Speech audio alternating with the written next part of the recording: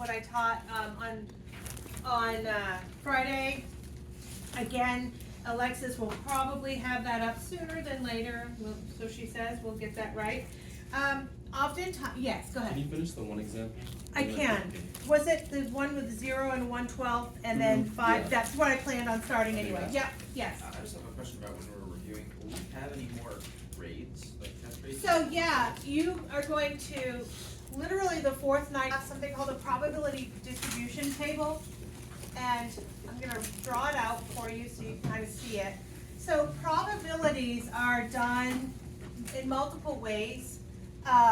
You can have a probability with a tree diagram. So for those that weren't here in the first semester, we'll kind of talk about tree diagrams this week as we go along. You could do space diagrams, and I'm going to show you an example of a space diagram in a second. There's multiple ways to figure out probability. So for example, if I'm tossing a coin, what is the probability that I get heads for a coin? 50% chance, right? It's a 50-50 chance.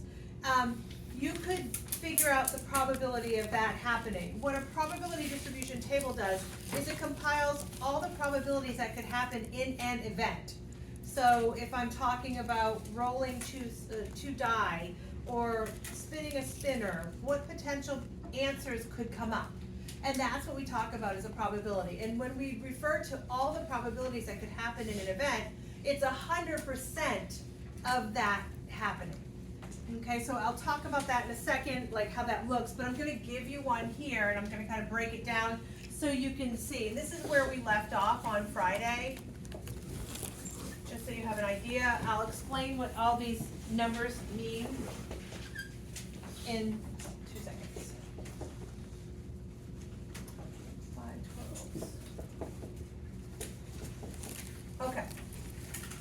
Whatever this scenario is, whatever event this particular thing happens, there are 4 possibilities that could come up for the value of x, okay? So x could have been a 0, a 5, a 15, or a 20.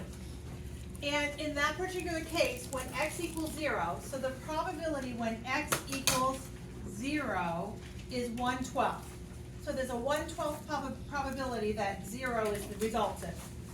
The probability when x equals 5, the little x here is that number that would be plugged in. So the probability when x is 5 is 3/12. When it's 15, it's 5/12, and when it's 20, it's 3/12. Things to know about a probability distribution table is if you take a real quick addition of the bottom probabilities, what should they add up to every single time? 1 whole, 100% of it happening. 1 plus 3 is 4, plus 5 is 9, plus 3 more is 12, 12 is 100% of it happening. Okay, so that's a good way to kind of check your work. So doing the probability, creating the probability distribution table typically is half the battle. The second part of it is how do I find what we refer to as the expectation. So the expectation, also known as E of x, also known as mean.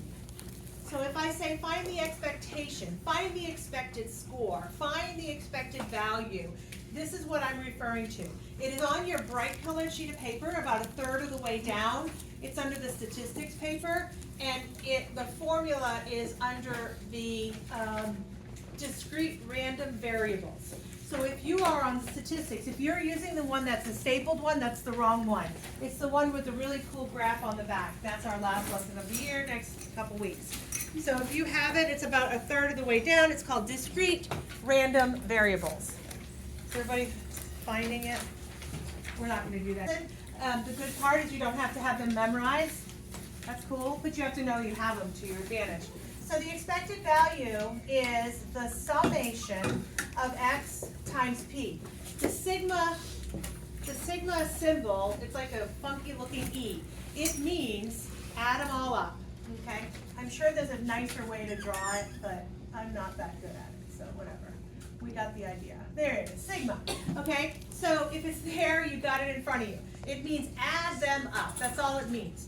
So if I'm looking at that, this is telling me to take the x value and times its probability.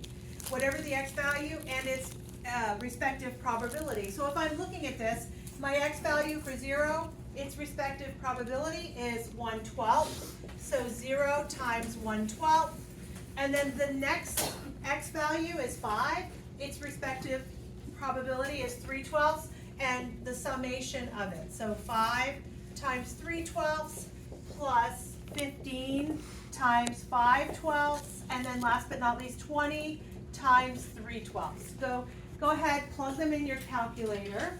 0/12 plus 15/12 plus 75/12 plus 60/12.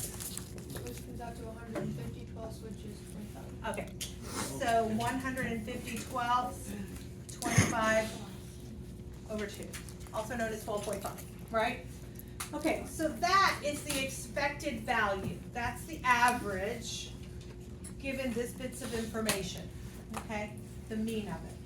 Now, the next thing that you're gonna learn how to do is the variance of it. So the variance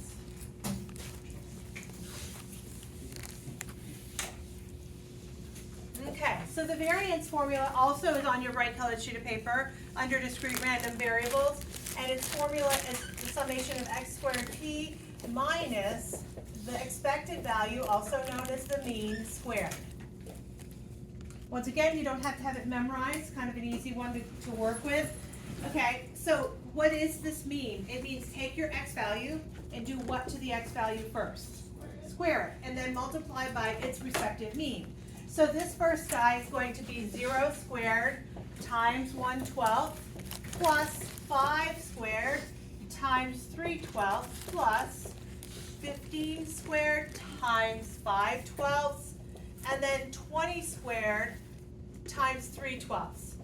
Then, once I get those added up, I'm going to subtract the expected value that I just got. What was the expected value? It was 25 halves. So we're going to take 25 halves and we're going to square that number.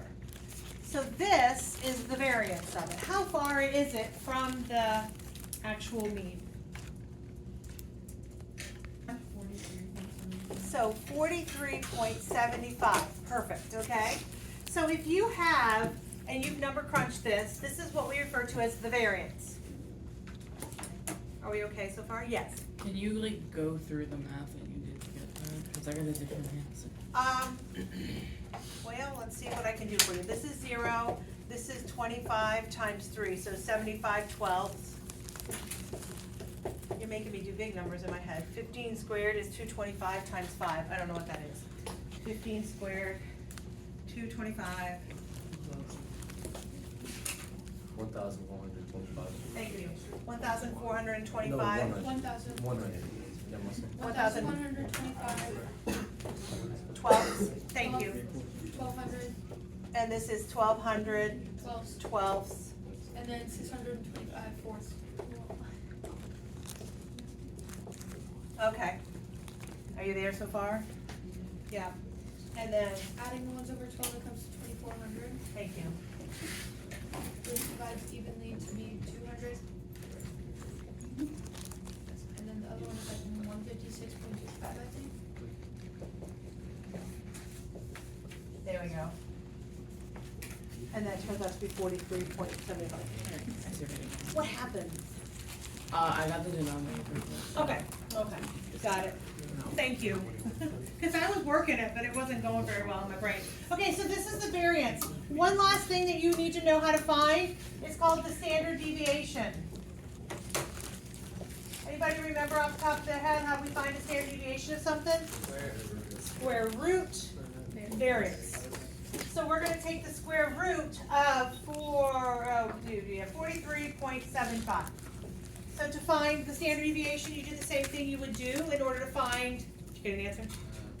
5, Can't read it? No. Wait, did you square root it or square it? You square rooted it? It should be a small little number. 6 point what? We got it like in the form where it was like 5 and square root of 7. Oh, that's kind of weird, isn't it? If your calculator does that for you? Well, that's kind of cool sometimes. Yeah. Okay, what do you guys think so far? Good, bad, ugly, indifferent, we're okay? Great, I'm gonna give you one to try without me, and then we're gonna do a problem from the homework.